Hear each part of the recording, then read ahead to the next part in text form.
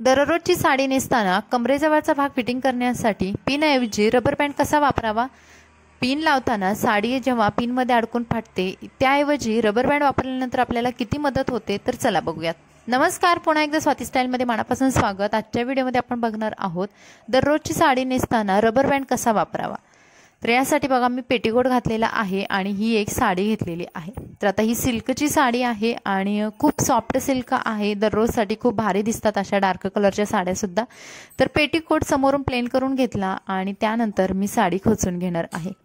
दररोजसाठी sari नेसताना flat चप्पलवरती सुद्धा तुम्ही नेसू शकता आणि ज्या गृहिणी आहेत त्यांना रोजच साडी घालावी लागते, तर त्यांनी चप्पल न घालता सुद्धा साडी अशा पद्धतीने नेसायची आहे.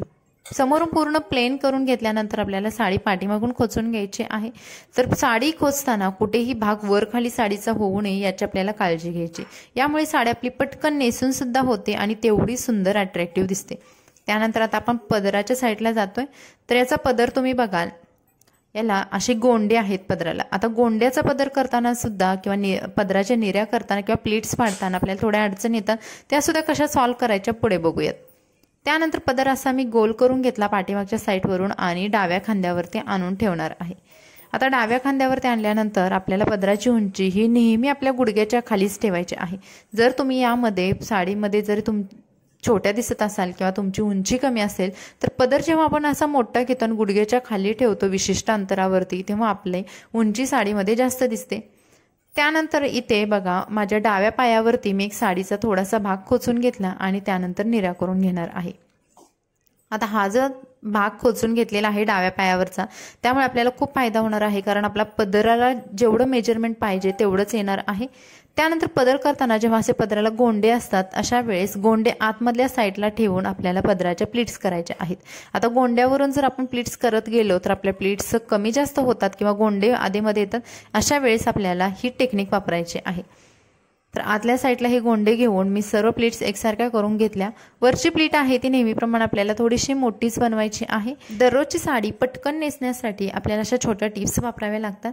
तर बघा, आता पदर बनवताना आपण कधी कधी 2 भागामध्ये बनवतो, तर तेवढा टाइम नसेल, अशा वेळेस आपल्याला पदराची मेजरमेंट घ्यायची. ब्लाऊजच्या मागच्या साईडपर्यंत आपला किती पदराचा भाग जातोय डिरेक्टली तिथूनच आपल्याला प्लीट्स करायला सुरुवात करायचं आहे. बघा, आता मी एकाच भागामध्ये पूर्ण पदर बनवून घेतला आणि मला छान अंदाज सुद्धा आला की मला कुठेपर्यंत साडीच्या प्लीट्स बनवायच्या आहे. त्यानंतर समोरच्या ज्या प्लीट्स आहेत त्या हाताने व्यवस्थित करून घ्यायच्या. प्रत्येक प्लीट आपली ब्लाऊजवरची येणारी ती वेगळी दिसायला हवी. त्यानंतर जिथे नॉड आहे तिथे मी हे सर्व प्लीट्स आहेत त्या पिनाने सिक्युअर केल्या.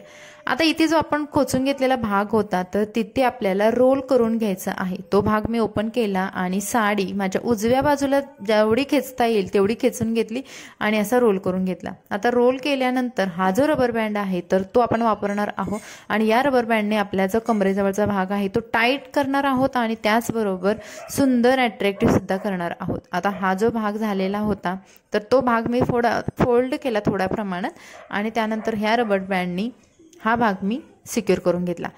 आता बघा, तिथे एक असं मोठी गाठ झाल्यासारखा भाग तयार झालेला आहे आणि ही गाठ किंवा नॉट आहे ते आपल्याला आपल्या पेटीकोटमध्ये खोचून घ्यायचे आहे. यामुळे काय होईल की आपण जेव्हा साडी सिक्युअर करण्यासाठी पिन वापरतो आणि ती साडीमध्ये फसते आणि साडी फाटते, तर हे होणार नाहीये आणि झटपट कमरेजवळचा भाग आहे तो सुद्धा व्यवस्थित आणि अट्रॅक्टिव्ह होणार आहे. त्यामुळे आपण इथे रबर बँडचा वापर केला. त्यानंतर निऱ्या नेहमीप्रमाणे मी केलेल्या आहेत, एकसारख्या निऱ्या केलेल्या आहेत. तर आता जेव्हा दररोजची साडी नेसतो त्यावेळेस तुम्ही अगदी मोठ्या किंवा अगदी छोट्या निऱ्या करू नका. थोड्या मध्यम साईजच्या केल्या ना भरपूर निऱ्या सुद्धा दिसतात आणि आपल्या साडीला एक अट्रॅक्टिव्ह लुक येतो. तर वरची जी निरी आहे ती पुन्हा मी मोठी करून घेतली. तुम्हाला दाखवलं, प्रत्येक व्हिडिओमध्ये मी सांगत असते की जी वरची निरी येते म्हणजे जी आपल्या उजव्या बाजूवरून जी निरी येते पहिली, ती सगळ्यात मोठी करून घ्यायची. या सर्व निऱ्या आपल्याला पुन्हा खोचून घ्यायच्या आहेत. आता तुम्ही बघाल किती भरपूर साऱ्या निऱ्या आलेल्या आहेत आणि कमरेजवळचा भाग सुद्धा एकदम सिक्युअर झालेला. तर ही दररोजची साडी तुम्ही एकदम फिटिंगमध्ये अगदी 5 मिनिटाच्या आत सुद्धा नेसू शकता. तुम्ही बघाल साडी फाटण्याचा कुठेही चान्स नाही, फक्त आपण एक शोल्डरला पिन वापरलेली आहे. तर मैत्रिणींनो, हा होता आजचा व्हिडिओ. तुम्हाला हा व्हिडिओ कसा वाटला कमेंट्समध्ये नक्की सांगा. व्हिडिओ आवडला तर प्लीज लाईक करा, आपल्या चॅनलला सबस्क्राईब करा. भेटून नवीन व्हिडिओमध्ये. Bye bye.